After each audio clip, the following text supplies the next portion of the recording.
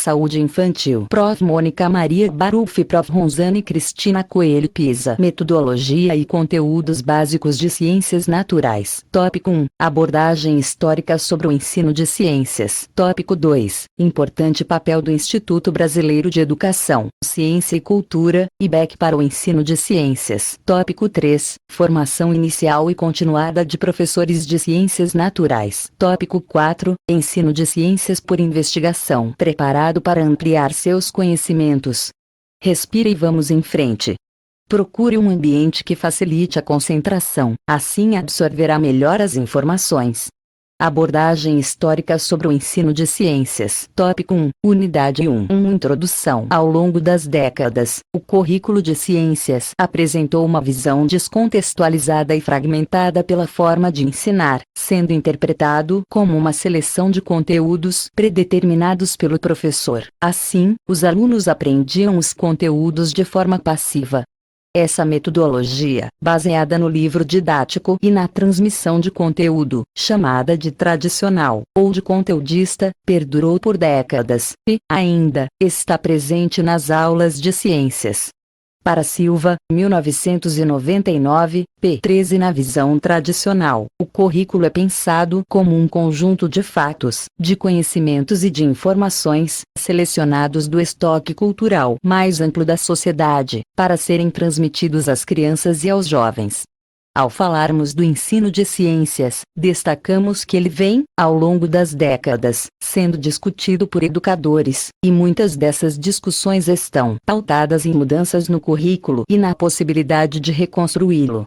Cabe ressaltar que o currículo não pode ser visto como, apenas, uma grade curricular, na qual as disciplinas estão divididas em conteúdos e de forma fragmentada, mas entendido como um processo dinâmico vivido na escola. O currículo é muitas coisas ao mesmo tempo. Ideias pedagógicas, estruturação de conteúdo de uma forma particular, detalhamento dele, reflexo de aspirações educativas mais difíceis de moldar em termos concretos, estímulo de habilidades nos alunos etc. Ao desenvolver uma prática concreta, e de modo coerente, com quaisquer desses propósitos, o professor desempenha um papel decisivo. Sacristán, 2000, p. 173. Nos diferentes níveis, o ensino de ciências exige uma reflexão a respeito do que está sendo ensinado na sala de aula, metodologias utilizadas e mudanças em relação a essas práticas. Diante disso, muitas reformas curriculares foram apresentadas no Brasil e em outros países do mundo, tendo, como objetivo principal para Cunha, 2004, a formação do educador é um processo, acontecendo no interior das condições históricas que ele mesmo vive. Faz parte de uma realidade concreta determinada, que não é estática e definitiva. É uma realidade que se faz no cotidiano. Por isso é importante que este cotidiano seja desvendado. O retorno permanente da reflexão sobre a sua caminhada como educando e como educador é que pode fazer avançar o seu fazer pedagógico. Cunha, 2004, p. 169. A educação desse novo século precisa da formação de um novo sujeito para acompanhar as mudanças na sociedade.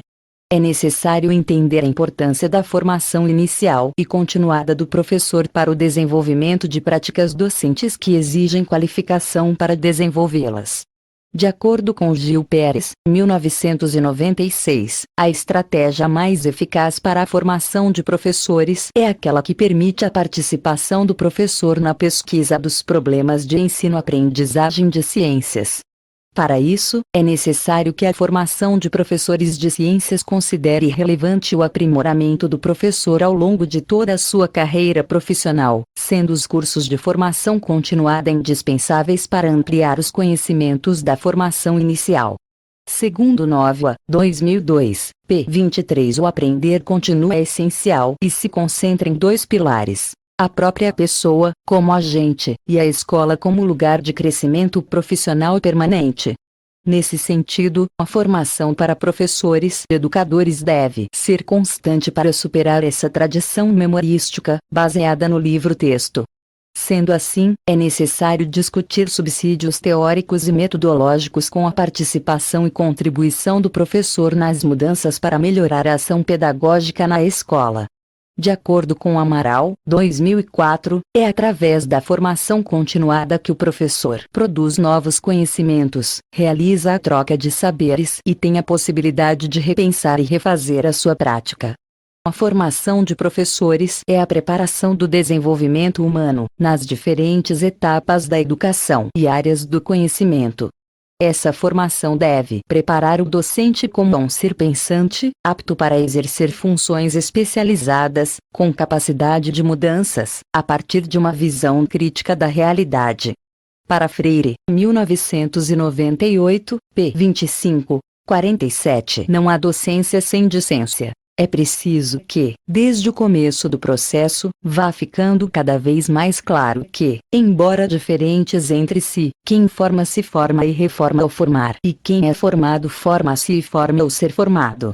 É nesse sentido que ensinar não é transferir. Ensinar não é uma construção específica da esfera educativa, não como uma mera simplificação de conhecimentos produzidos fora da escola. Consideramos, ainda, que o conhecimento escolar tem características próprias que o distinguem de outras formas de conhecimento. Moreira, Candal, 2007, p. 22. Assim, nós, professores, necessitamos buscar os conhecimentos escolares nas práticas, socialmente, construídas. Brasil, 2013, p. 23, 24.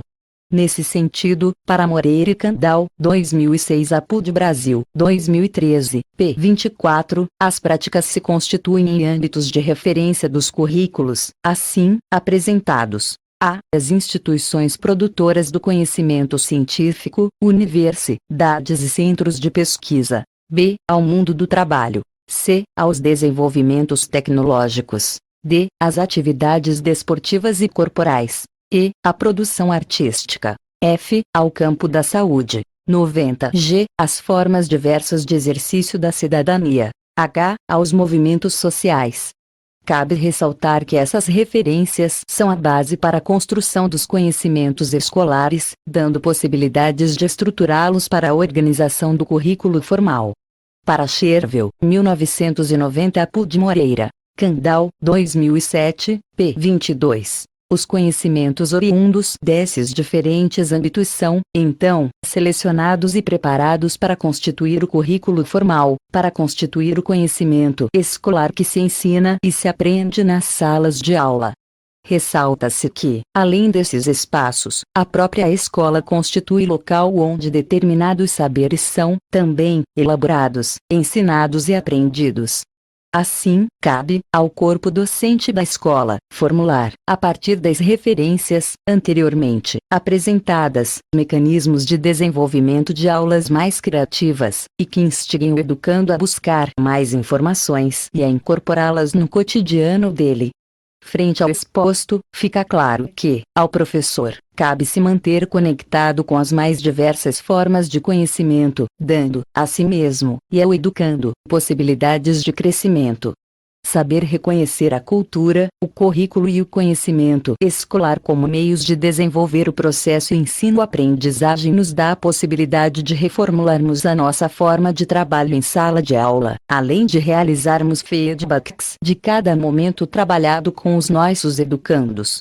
Diante do exposto, deixamos o recorte de um texto instigante de Moreira e Candal, 2007, p. 38, 39, a respeito do currículo, como espaço de reconhecimento das nossas identidades, na unidade temática Terra e Universo, busca-se a compreensão de características da Terra, do Sol, da Lua e de outros corpos celestes, suas dimensões, composição, localizações, movimentos e forças que atuam entre eles.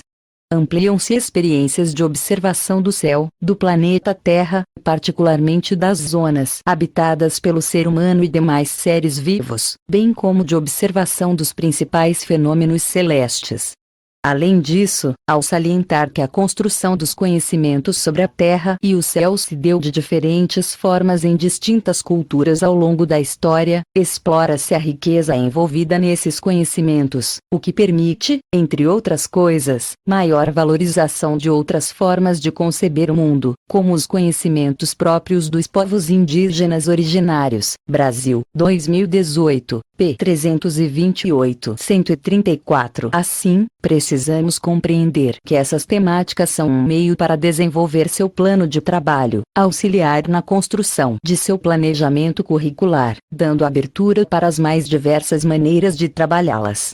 Cabe, a cada professor, observar a realidade de sua clientela e, a partir disso, construir um currículo voltado aos interesses da sociedade educacional.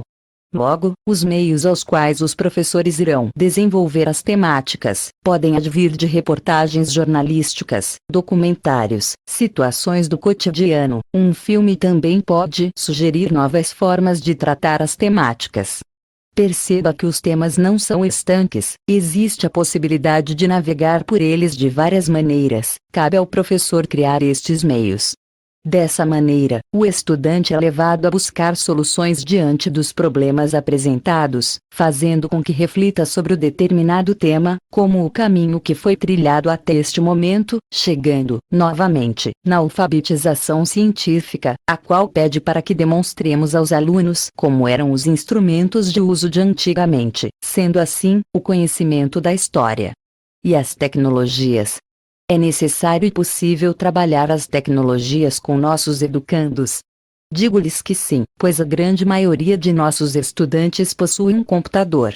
E a partir de programas implantados pelo governo federal, as escolas estão recebendo computadores para serem utilizados pelos educandos não possuem um em casa. Você deve ter estudado, no livro de políticas educacionais, os programas do governo. Fique atento a isso. Você, acadêmico, está cada vez mais conectado, e as tecnologias chegaram e estão aí para lhe auxiliar no desenvolvimento do seu conhecimento e dos professores.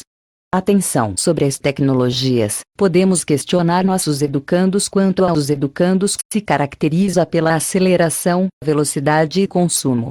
Se caracteriza pela satisfação imediata dos desejos e mudança das relações familiares. Se caracteriza pela relação criança/adolescente/adulto. Se caracteriza pela manutenção das relações familiares outrora existentes. Assinale a alternativa que apresenta a sequência correta. AV, V, V, F, BF, F, V, F, CV, F, F, V, DF, F, V, V. 182, 183. As enfermidades na fase escolar e as influências do meio. Unidade 3, tópico 2. Introdução. Caro acadêmico, vimos até o momento os movimentos que ocorrem no desenvolvimento e manutenção da saúde do ser humano, mais precisamente da criança, além dos programas desenvolvidos pelo Ministério da Saúde. Observou-se também que a escola mantém papel importante de auxiliar no processo de desenvolvimento da criança em suas mais variadas fases, juntamente com a família e demais segmentos da sociedade.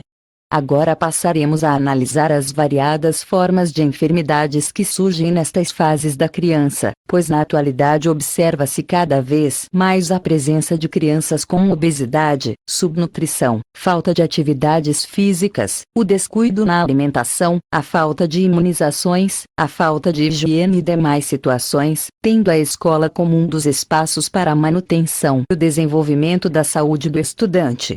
Abordaremos também as metodologias para o ensino de ciências, em que evidenciaremos as propostas desenvolvidas para a melhoria da aprendizagem no ensino de ciências, tendo uma caminhada que perpassa pelo ensino tradicional, o ensino por descoberta, o ensino expositivo e a utilização de metodologias ativas no ensino de ciências. E por último, abordaremos a educação ambiental, elencando o breve histórico da educação ambiental no Brasil e no mundo, perpassando pela política nacional, as concepções de meio ambiente com o olhar no documento da BNCC. Vamos seguir nossa caminhada. Acreditem, estas são questões importantes para serem trabalhadas nas aulas de ciências e demais disciplinas. Vamos seguir nossa caminhada. Acredite, os temas aqui elencados serão de grande valia para sua caminhada enquanto acadêmico e futuro professor, ou já professor. Procure um lugar agradável e vamos à leitura. Atenção 184 2 A Escola no Desenvolvimento da Saúde do Educando. Vamos iniciar nossa leitura, refletindo sobre como as crianças se alimentam na atualidade. O que se vê, são crianças com hábitos de alimentação nada adequados às suas idades.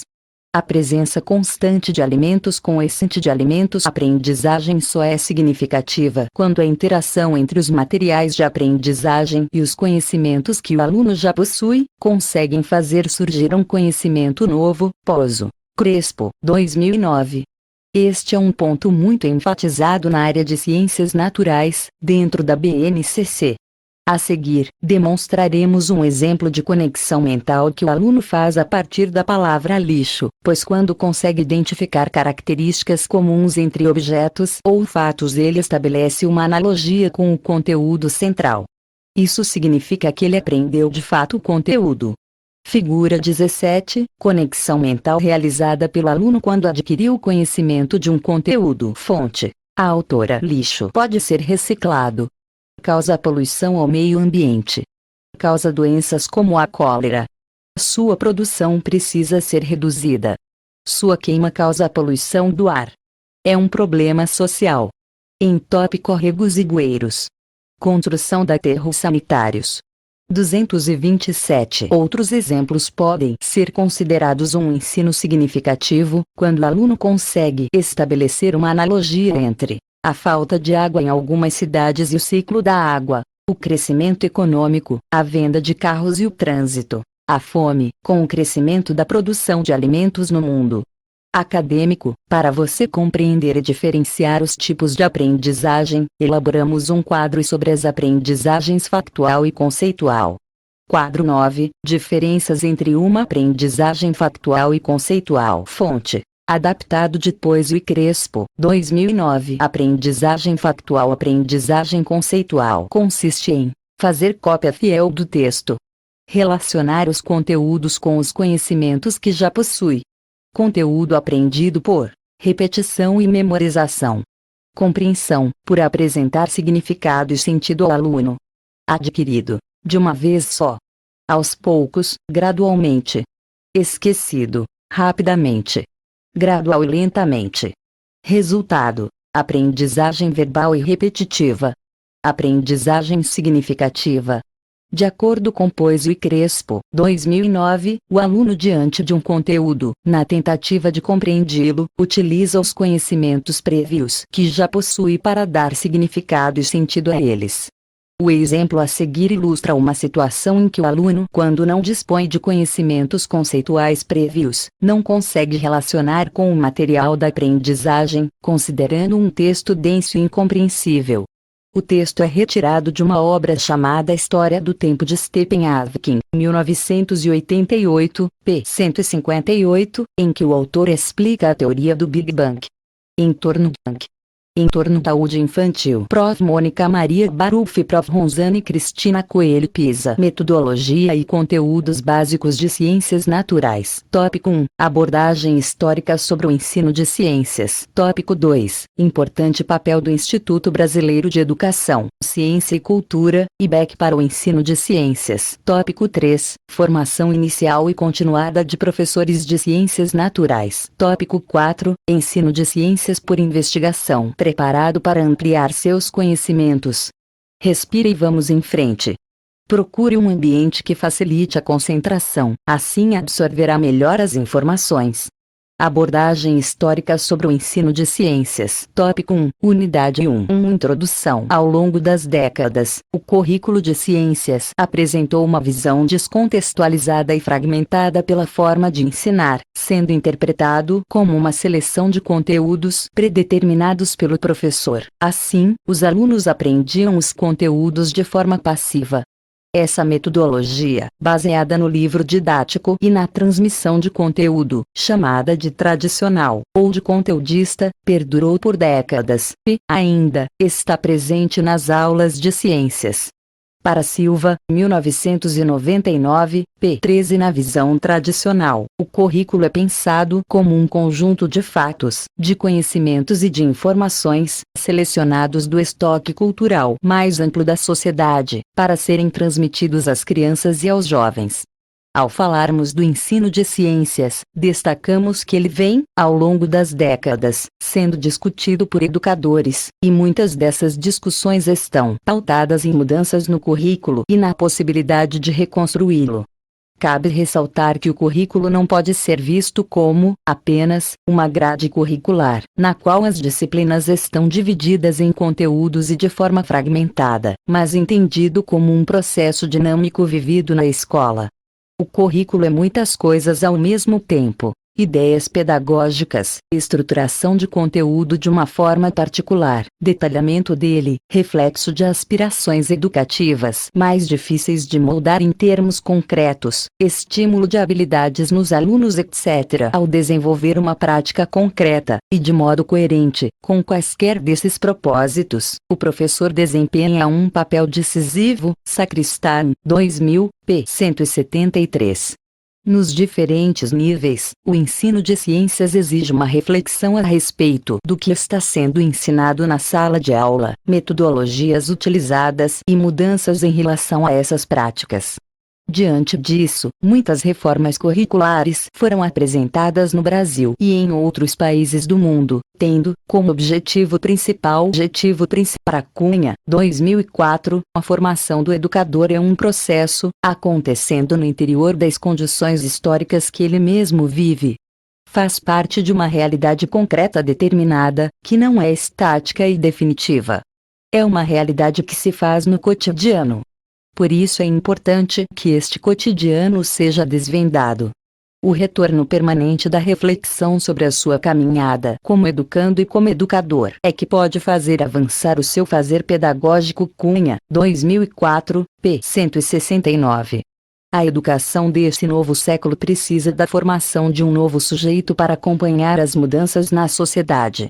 É necessário entender a importância da formação inicial e continuada do professor para o desenvolvimento de práticas docentes que exigem qualificação para desenvolvê-las. De acordo com Gil Pérez, 1996, a estratégia mais eficaz para a formação de professores é aquela que permite a participação do professor na pesquisa dos problemas de ensino-aprendizagem de ciências. Para isso, é necessário que a formação de professores de ciências considere relevante o aprimoramento do professor ao longo de toda a sua carreira profissional, sendo os cursos de formação continuada indispensáveis para ampliar os conhecimentos da formação inicial. Segundo Nova, 2002, p. 23, o aprender contínuo é essencial e se concentra em dois pilares: a própria pessoa, como agente, e a escola como lugar de crescimento profissional permanente. Nesse sentido, a formação para professores e educadores deve ser constante para superar essa tradição memorística, baseada no livro-texto. Sendo assim, é necessário discutir subsídios teóricos e metodológicos com a participação e contribuição do professor nas mudanças para melhorar a ação pedagógica na escola. De acordo com Amaral, 2004, é através da formação continuada que o professor produz novos conhecimentos, realiza a troca de saberes e tem a possibilidade de repensar e refazer a sua prática. A formação de professores é a preparação do desenvolvimento humano, nas diferentes etapas da educação e áreas do conhecimento. Essa formação deve preparar o docente como um ser pensante, apto para exercer funções especializadas, com capacidade de mudanças, a partir de uma visão crítica da realidade. Para Freire, 1998, p. 25, 47. Não há docência sem discência. É preciso que, desde o começo do processo, vá ficando cada vez mais claro que, embora diferentes entre si, quem forma se forma e reforma ao formar, e quem é formado forma-se e forma ao ser formado. É nesse sentido que ensinar não é transferir. Ensinar não é uma construção específica da esfera educativa, não como uma mera simplificação de conhecimentos produzidos fora da escola. Consideramos, ainda, que o conhecimento escolar tem características próprias que o distinguem de outras formas de conhecimento. Moreira, Candal, 2007, p. 22. Assim, nós, professores, necessitamos buscar os conhecimentos escolares nas práticas, socialmente, construídas. Brasil, 2013, p. 23, 24. Nesse sentido, para Moreira e Candal, 2006 a PUD Brasil, 2013, p. 24, as práticas se constituem em âmbitos de referência dos currículos, assim, apresentados. A. As instituições produtoras do conhecimento científico, universidades e centros de pesquisa. B. Ao mundo do trabalho. C. Aos desenvolvimentos tecnológicos. D. Às atividades desportivas e corporais. E. À produção artística. F. Ao campo da saúde. 90. G. Às formas diversas de exercício da cidadania. H. Aos movimentos sociais. Cabe ressaltar que essas referências são a base para a construção dos conhecimentos escolares, dando possibilidades de estruturá-los para a organização do currículo formal.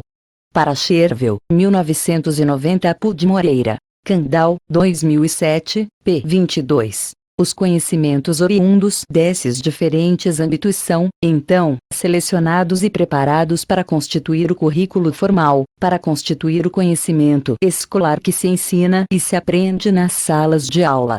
Ressalta-se que, além desses espaços, a própria escola constitui local onde determinados saberes são, também, elaborados, ensinados e aprendidos. Assim, cabe ao corpo docente da escola formular, a partir das referências anteriormente apresentadas, mecanismos de desenvolvimento de aulas mais criativas e que instiguem o educando a buscar mais informações e a incorporá-las no cotidiano dele. Frente ao exposto, fica claro que, ao professor, cabe se manter conectado com as mais diversas formas de conhecimento, dando, a si mesmo, e ao educando, possibilidades de crescimento. Saber reconhecer a cultura, o currículo e o conhecimento escolar como meios de desenvolver o processo ensino-aprendizagem nos dá a possibilidade de reformularmos a nossa forma de trabalho em sala de aula, além de realizarmos feedbacks de cada momento trabalhado com os nossos educandos. Diante do exposto, deixamos o recorte de um texto instigante de Moreira e Candal, 2007, p. 38, 39, a respeito do currículo, como espaço de reconhecimento das nossas identidades, e a unidade temática Terra e Universo, busca-se a compreensão de características da Terra, do Sol, da Lua e de outros corpos celestes, suas dimensões, composição, localizações, movimentos e forças que atuam entre eles. Ampliam-se experiências de observação do céu, do planeta Terra, particularmente das zonas habitadas pelo ser humano e demais seres vivos, bem como de observação dos principais fenômenos celestes.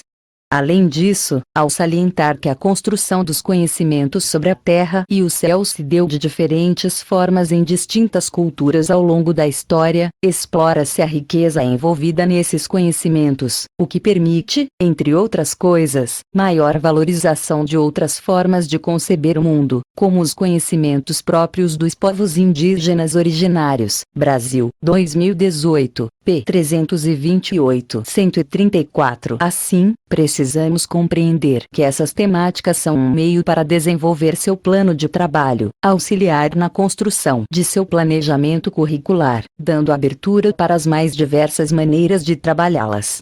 Cabe, a cada professor, observar a realidade de sua clientela e, a partir disso, construir um currículo voltado aos interesses da sociedade educacional. Logo, os meios aos quais os professores irão desenvolver as temáticas podem advir de reportagens jornalísticas, documentários, situações do cotidiano. Um filme também pode sugerir novas formas de tratar as temáticas. Perceba que os temas não são estanques, existe a possibilidade de navegar por eles de várias maneiras, cabe ao professor criar estes meios. Dessa maneira, o estudante é levado a buscar soluções diante dos problemas apresentados, fazendo com que reflita sobre o determinado tema, como o caminho que foi trilhado até este momento, chegando, novamente, na alfabetização científica, a qual pede para que demonstremos aos alunos como eram os instrumentos de uso de antigamente, sendo assim, o conhecimento da história e as tecnologias. É necessário e possível trabalhar as tecnologias com nossos educandos. Digo-lhes que sim, pois a grande maioria de nossos estudantes possui um computador. E a partir de programas implantados pelo governo federal, as escolas estão recebendo computadores para serem utilizados pelos educandos não possuem um em casa. Você deve ter estudado, no livro de políticas educacionais, os programas do governo. Fique atento a isso. Você, acadêmico, está cada vez mais conectado, e as tecnologias chegaram e estão aí para lhe auxiliar no desenvolvimento do seu conhecimento e dos professores. Atenção sobre as tecnologias, podemos questionar nossos educandos quanto aos educandos se caracteriza pela aceleração, velocidade e consumo. Se caracteriza pela satisfação imediata dos desejos e mudança das relações familiares. Se caracteriza pela relação criança/adolescente/adulto. Se caracteriza pela manutenção das relações familiares outrora existentes. Assinale a alternativa que apresenta a sequência correta. AV, V, V, F, BF, F, V, F, CV, F, F, V, DF, F, V, V. 182, 183. As enfermidades na fase escolar e as influências do meio. Unidade 3, tópico 2. Introdução. Caro acadêmico, vimos até o momento os movimentos que ocorrem no desenvolvimento e manutenção da saúde do ser humano, mais precisamente da criança, além dos programas desenvolvidos pelo Ministério da Saúde. Observou-se também que a escola mantém papel importante de auxiliar no processo de desenvolvimento da criança em suas mais variadas fases, juntamente com a família e demais segmentos da sociedade. Agora passaremos a analisar as variadas formas de enfermidades que surgem nestas fases da criança, pois na atualidade observa-se cada vez mais a presença de crianças com obesidade, subnutrição, falta de atividades físicas, o descuido na alimentação, a falta de imunizações, a falta de higiene e demais situações, tendo a escola como um dos espaços para a manutenção e o desenvolvimento da saúde do estudante.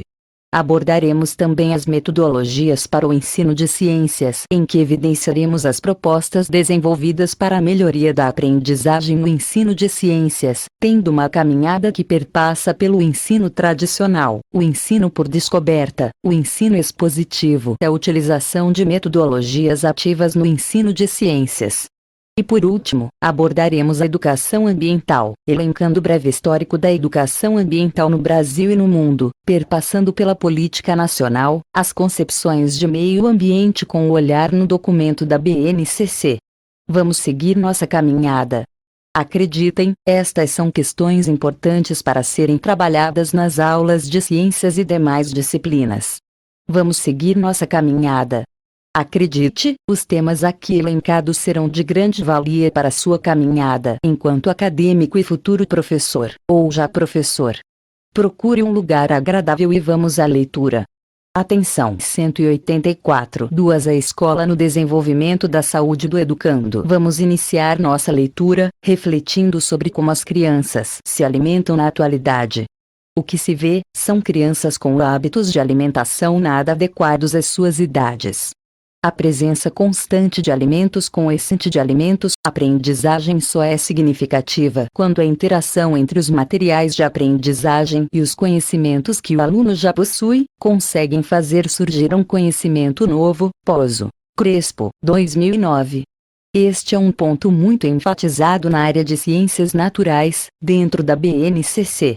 A seguir, demonstraremos um exemplo de conexão mental que o aluno faz a partir da palavra lixo, pois quando consegue identificar características comuns entre objetos ou fatos ele estabelece uma analogia com o conteúdo central.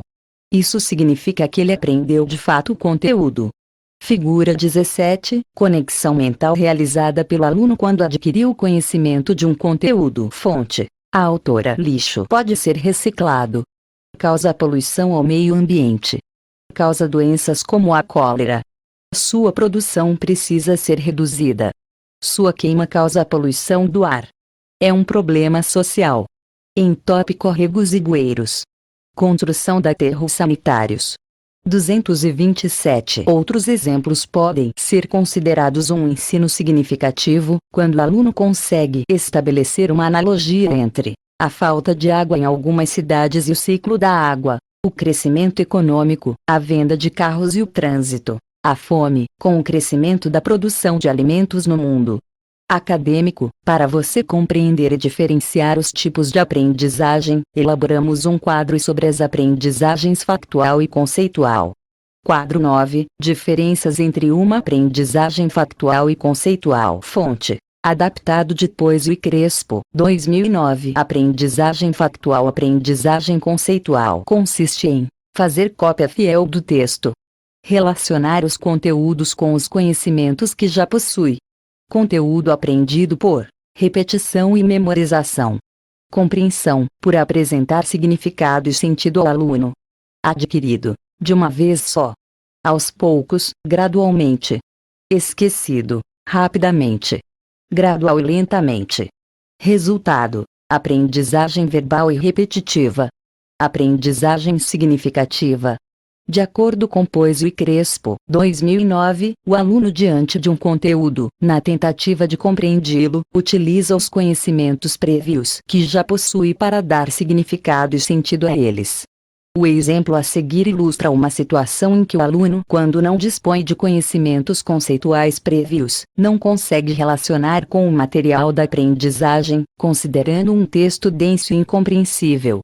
O texto é retirado de uma obra chamada História do Tempo de Stephen Hawking, 1988, p. 158, em que o autor explica a teoria do Big Bang. Em torno